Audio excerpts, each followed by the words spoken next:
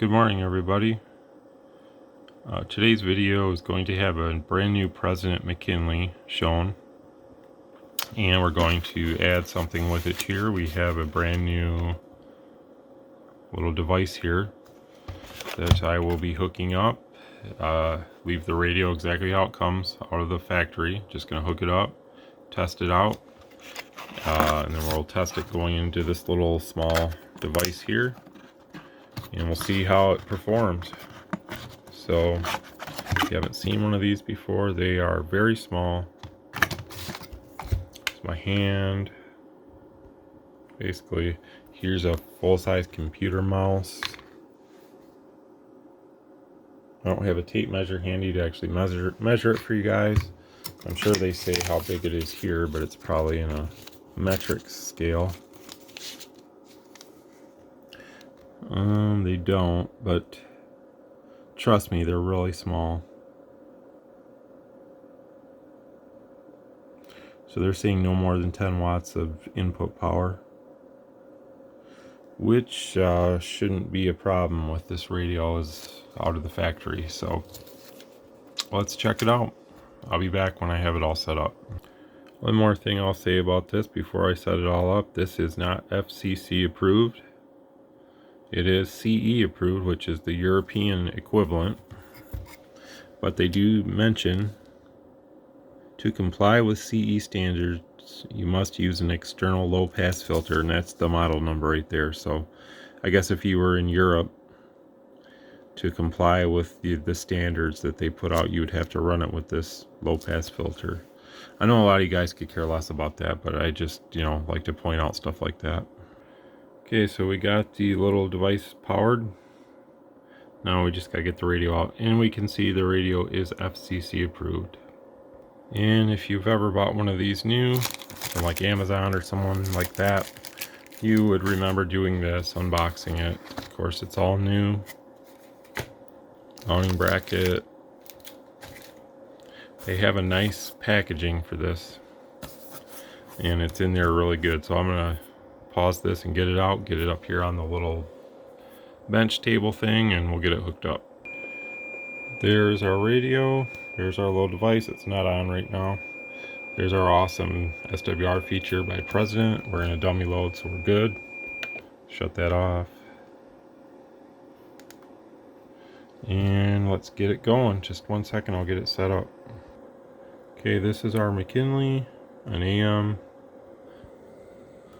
Again, it's factory stock, 5-watt element, 3.5 watt. They're actually, 3 3/4 watts or so, which is too high, so we'll turn that down.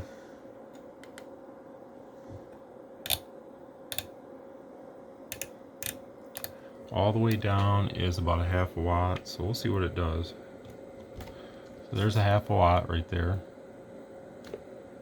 And let's see how we turn this guy on. Let's see if that's the preamp, I think.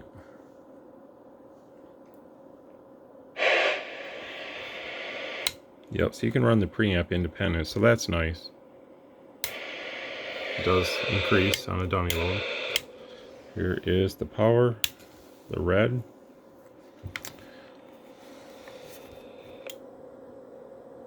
Okay, so like I figured, it would need a bigger element, so I'm just going to put a 50 in right now just to see where that leaves us. So we got a 50. You can hear a little relay click in. And it's not too much. Under 10 watts. Let's turn our peak kit on. We'll just talk and see what we get. Just for reference, I'm using the NM532 mic. If you don't already have one of these, I recommend looking for one on eBay or Google and trying to get yourself one if you have a President radio, anything that has this style mic element. This is the box, really quick, off subject, but these are very nice mics.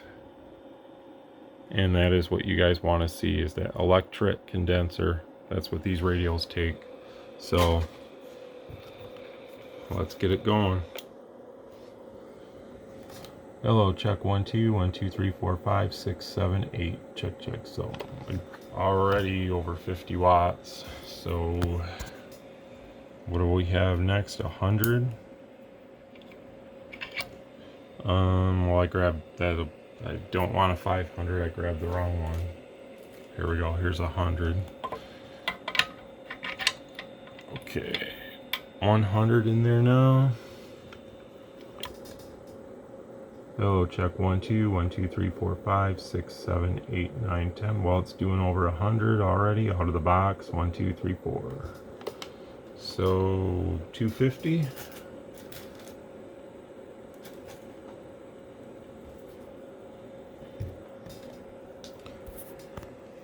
This is my first time testing this combination, so I really don't know. I'm learning as we go, just like you guys. If you haven't seen this before, it's kind of a learning experience for both of us, everybody, all the viewers and me. 250 now. We'll be reading on the top. Hello, test 1 2 1 2 3 4 5 6 7 8 9 10 11 12. So about 125 watts or so. Let's see if we can listen to it through the bench radio here, which is a DX949. Check check. Let's see. Oops, sorry about that.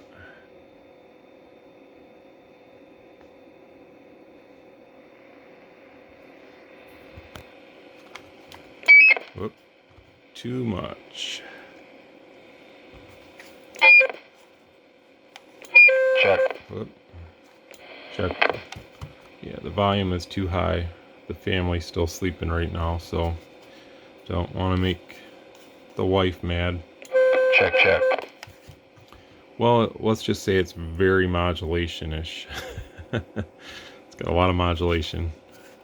Check, check. 1 2.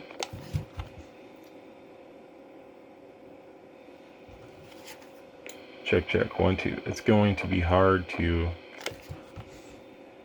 get it right. Let's see. Check, check. 1 2. Seems like I'm turning the knob and it's not getting much louder. Check, check. 1 2. Okay.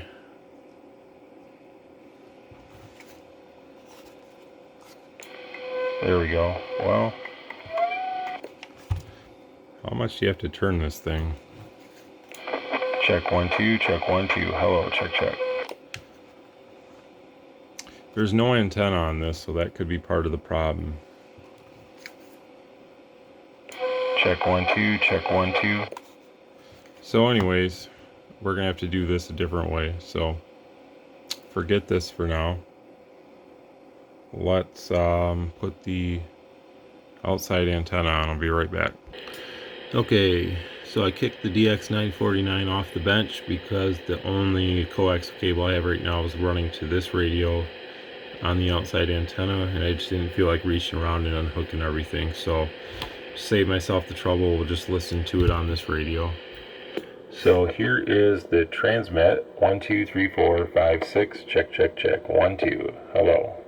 Very very nice and clean and clear, so you really wouldn't get too many complaints, I don't think, with this setup right out of the box. So I think it's working really good. Let's take a look at, I guess, SSB. I want to check it very quickly on AM. I'll just put 1 watt in and just see if there's any difference. So let's just take a look at, you know, if you remember, we were doing about a 1/2 watt carrier, and I didn't even check to see what our talking power was without the amplifier. So, but again, it was 1/2 watt in whatever the radio was driving this thing with. And then as we talk into it, hello radio 1 2 3, it's more like just normal talking, probably closer to 100, and so a little over 100, maybe right at 100. It just depends on what you say. And again, you know, we haven't adjusted this McKinley radio whatsoever, so this is just a factory radio. The little RM isn't even getting hot really either, so that's a good sign. So like there's some screws of some sort coming through the cabinet there. Let's have some components mounted to the top side or something to the, probably the, could even be the MOSFETs right to the heatsink. I'm not sure. I haven't looked inside of it. I really have no desire to see what's in there. The main thing I'm concerned with is it works, and it's working. So let's shut it off, and we will turn the radio up to 1 watt and just see what kind of difference it makes, if any.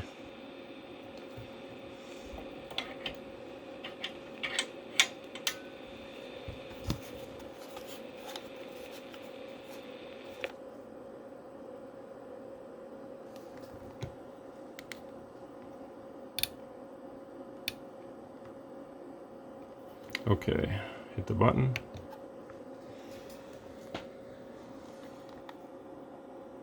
So it didn't take it. You gotta hold the button. There.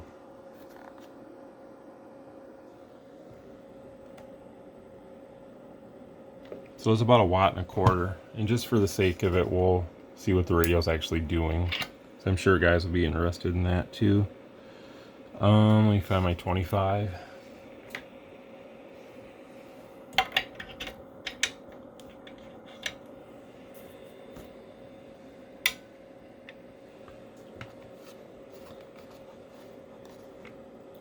Okay, 1 watt, and hello radio, 1 2 3 4 5 6 7 8 9 10 11 12. Hello radio, 1 2 3 4. So it's moving all over the place, you know. Depending on how you talk into your microphone, you're going to get what you're going to get. So it's anywhere from 10 to 15 watts or so. So that's probably enough, you know. It said 2 to 10 watts of input power, but I would assume that's probably, you know, on the conservative side. But again, we'll see what happens when we put in I'll just put in a 50 first. I want to see where the carrier power is when I turn on the little RM. So let's turn it on, and we'll just see here. 16 watts, so it did increase some, about double what we had before. I'll just put the 250 back in.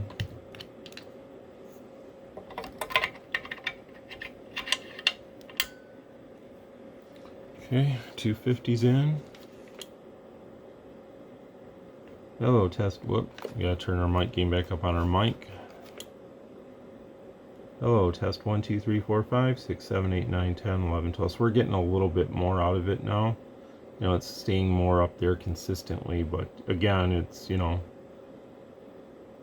not much drive going into it whatsoever. And it's not even really getting hot. It's pretty much staying cool to the touch. So I think that's really good for, you know, what you would invest in, what this would cost, and then just, you know, a factory radio. Now, of course, you can improve the modulation level on this a little bit. Is it going to make this thing do more? Probably not. What it'll do is just make you maybe sound just a little bit louder on the air. But I'm using a power mic, which is designed to be used with a radio like this, and I mean, the sound quality is great. So let's try to listen to it some more.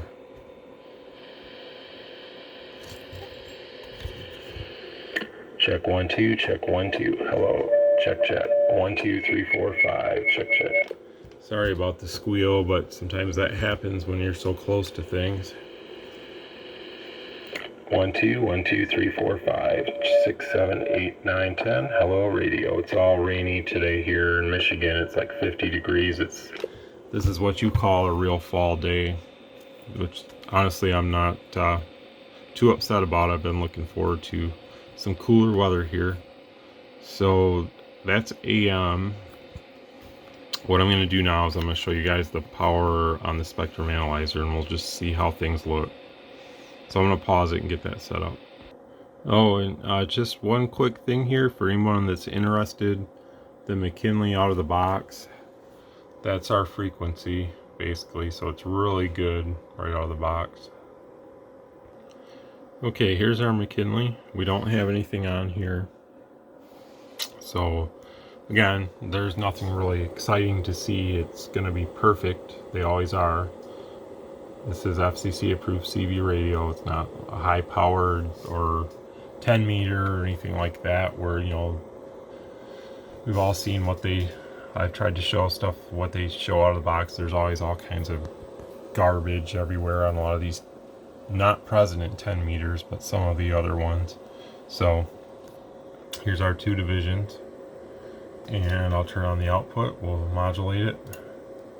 So we can see we're not really close to 100% whatsoever right now. So like I say, you could adjust this radio, and what I would do is, if you know someone was going to run it with one of these, I would simply adjust the AMC circuit so that it's running at 100% with the lower, you know, carrier power. So I'd say that like the 1 watt is probably good for this thing, and you could simply adjust the AMC to get you a good 100% level with that 1 watt. So you don't need much to drive for these things, as we've already seen. So this is with the 1 kHz tone, and I guess we can show here we are on 19. This would be channel 19A, and this would be channel 17. You can turn on the modulation again with the radio, and we can see, I mean, well, the timeout timer just kicked on, so that does happen from time to time. Just 1 second. Okay, we're back. And we can see, I mean,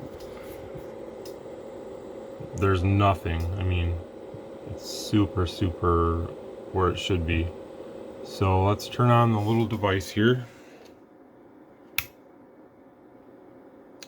And we can see our carrier power with the, or I'm sorry, our peak power with the tone came up to about 60 watts or so.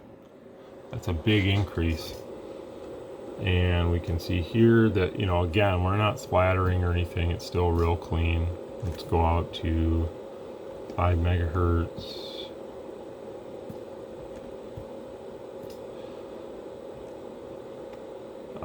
20 megahertz.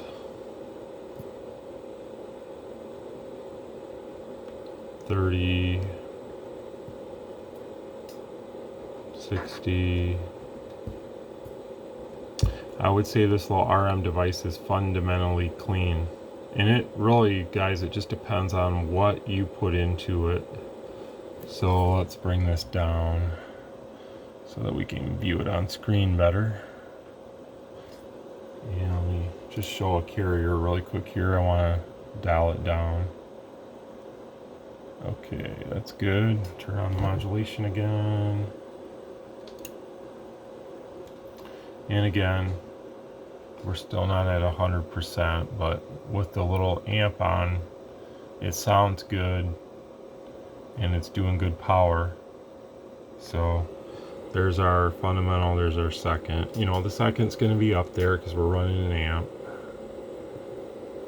It's at negative like 40 something. If I just show the carrier power, negative 50 some. So it's like 40 dB down. Doesn't hurt anything up there. Turn the amp off. It goes away for the most part. So that's probably what that low pass filter would help you. That low pass filter would help you filter out some of that second. But that, I mean, if that's all you have, that's nothing to worry about. So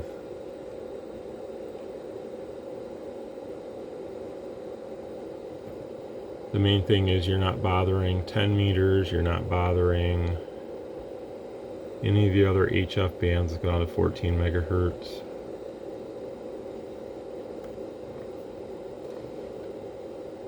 You know, you're not bothering anything down here. Everything is good.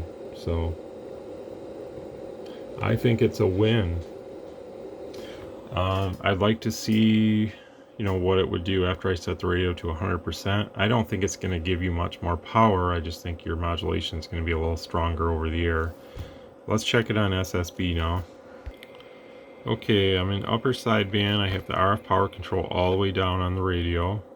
And we have a 10 watt in there right now, so we're just looking at the radio's power output. So we're doing under the 10 watts that it says you should put in. You know, at times we might come a little bit over, but again, I think they caution on the side of, you know, being conservative there. They don't want you to blow up the device, so I think we'll be just fine there. So let's put a 250 back in and just see. I have a feeling we'll do a little less. Just have a feeling. Don't really know yet. Okay, let's take a look. Yeah, we are 1, 2, 3, 4, 5, 6, 7, 8, 9, 10. We might need a little bit more drive actually. Actually, we need to put it in SSB. That's the problem here. SSB switch. My inexperience. 1, 2, 3, 4, 5, 6, 7, 8, 9, 10, 11, 12. No, I think we're doing just fine. You know, once we turn the SSB switch on, I think it's doing just fine. So anywhere from 80 to 100, maybe a little bit more depending, but again, we're not putting much in. So just for the sake of the argument, let's just see what it'll do with the RF power all the way up on the radio. I don't think it's going to do much more, but we shall find out. Put a 25 in there, and I will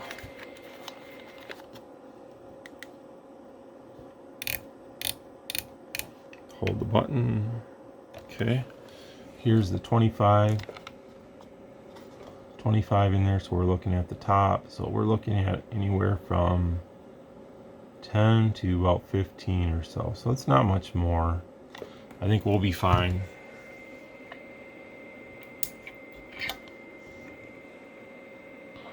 $250.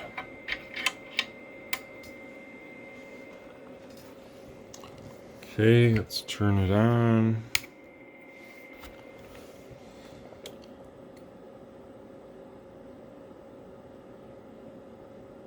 Hello, test 1, 2, 1, 2, 3, 4, 5, 6, 7, 8, 9, 10, 11, 12. Check, check, check. So a little over 120. Maybe 130, you know, depending, but I think it would take this all day and just keep going, you know, no problems whatsoever. Hello, radio. Check, check, check. 1, 2, 3, 4. It's starting to get a little warm. Let's look at this.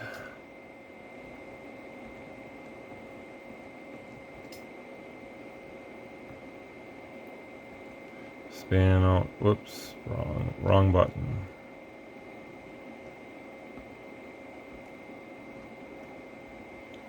Okay. Hello, check, check. 1, 2, 3, 4, 5, 6, 7, 8, 9, 10. Hello. Looks good to me. Let's go into 30 megahertz. Hello, check, check. 1, 2, 3, 4. Hello, radio. 1, 2, 3, 4, 5. Check, check, check. I don't really need to go anymore because it's perfect the way it is. So, let's try to listen to it again. These kind of need just a little frequency alignment out of the box. Sometimes they're not spot on. It's something that I do offer for these radios. So, try to get it as centered as you can based on the factory service manual. They give you all the information. You just simply have to have an accurate frequency counter, and you simply just align it based on the information they give you. So it's not too difficult. If someone wanted to do it themselves, I would recommend getting something like this to feed into your frequency counter. Just make sure that it's more accurate than, you know, what they would come with as a time base. So you could also get, you know, if you have a HF transceiver or something, you know, that's known, good reference, you could use something like that also. You know, there's different ways to do it. Hello, check, check, 1, 2. So we can hear that we're just a little off frequency. And that's kind of normal based on these radios. You know, it's not terribly off, but it's just a little bit off. So let's try to center in on where we are. 1 2 1 2.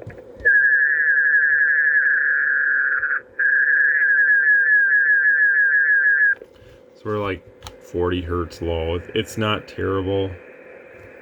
You could literally get by with that, and guys might literally, if they're on a regular CB, might have to take their clarifier and just maybe go like that. Honestly, it's not much. On a radio like this, it's very sensitive to frequency change. It's going to, you know, if you're talking to guys on like HF rigs on single sideband on CB, of course they're going to be the ones that complain the most because they have the ability to zero in right to you and say, hey, you're off frequency. But are you really off that much? Not really. So Check, check, 1 2 1 2 3 4 5. Hello, radio. Check, check, check.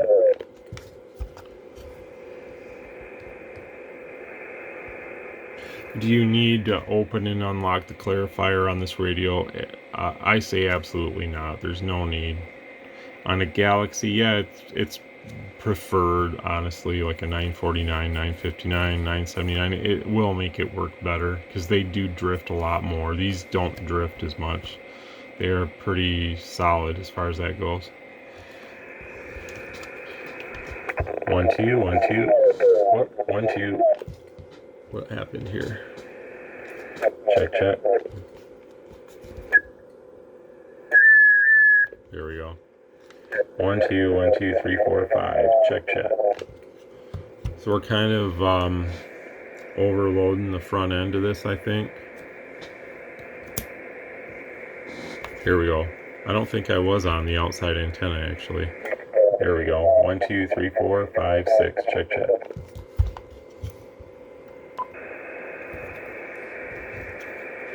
1 2 1 2 3 4 5 6 7 8 9 10. Check, check, check. I'll turn the amp off. 1 2 1 2 1 2 3 4 5 6. Check, check. Again, my tests like this aren't, you know, the best as far as listening goes, but it's hard to really do that in a test environment on a YouTube video. It's really hard to show everything, like how does it sound coming through the other radio. So I'm going to try to get a buddy on the air, and I'll make a separate video of that really quick. So I'm going to try to get him on the air, and we'll talk to him. He's about 55 miles away, and I'll see if he's out there, and we'll go from there. But I'm pretty happy with the results here. I think it's working really good. You know, right out of the box, this little guy works fine. The radio, they always work good. The only thing that, you know, I would recommend if someone really wants better performance is to have the frequency alignment done, and then you can you know, you can touch up the modulation on AM just a little bit and give yourself closer to 100%, if not 100%. You can go way over to it will allow for that, but I don't recommend that. And of course you can touch up the ALC just a little bit and make the waveform look a little bit better with a dual tone. That's all stuff you can do. The frequency on these are usually spot on, and once you do the alignment, it's not going to ever really change or anything, so you don't have to worry about that. Again, same can be said for like the Uniden Bearcat 980 SSB. That would be another one. If I had one, it would kind of render the same results going into like this. So a lot of similarities between this radio and the 980 SSB. I like this because it has a front speaker. The display you can actually see in the daytime, and the displays don't go out on these like they do on the Bearcat 980. So there's a lot more to be said about this radio than the Bearcat 980. I do like the Bearcat 980, but I don't choose to sell them because I have no confidence in them. I feel like they're not, it's not a good product anymore. So just my opinion on that. But I'm very happy with the radio performance going into this. Would I run this with this? Yeah, I would. I think it would work out good. And these don't take up a lot of room, nor really does this radio. And one day, I always say this, I want to get this mounted in the DIN slot in one of my vehicles, one of these radios, because I feel like it's meant for that It's DIN sized. It would fit right in there perfectly, and it would look really good. But the problem with that is you have to go to a single DIN stereo.